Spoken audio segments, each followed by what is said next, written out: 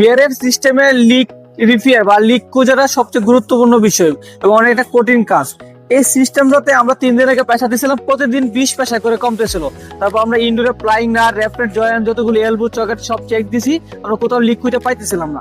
না পাওয়ার কারণে লাস্টে আমরা এখানে আউটডোরের যে রাইজারটা আছে, এই রাইজারটা আমরা 2 ভাগ করে পেশা দিছি। এটাকে আলাদা করে পেশা দিছি, এটাকে আলাদা করে পেশা দিছি।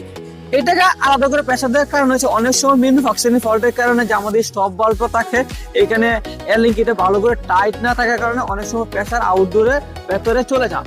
সেই জন্য এটা চেক করার জন্য আমরা এই পাশটা আলাদা প্রেসার দিছি 520 প্রেসার, এবং আমরা এই পাশটাকে আবার আলাদা করে প্রেসার দিছি 520 প্রেসার। এখন আমরা দেখবো কোন পাশে প্রেসার কমে। যে পাশে প্রেসার কমে আমরা ওই পাশে নিশ্চিত হবো যে ওইদিকে আমার লিক আছে। তারপরে লিক খুঁজে না পাই, তারপরে ভেতরে গিয়ে আমরা আরো পাট পাট পাট করে আমরা আবার প্রেসার দিব। আমাদের লিকটা খুঁজে বের করতে হবে, না হলে আমরা পরবর্তীতে আমরা গ্যাস চলে যাবে। এরকম আরো ভিডিও পাওয়ার জন্য সবাই লাইক, কমেন্ট, ফলো দিয়ে পাশে থাকিয়েন।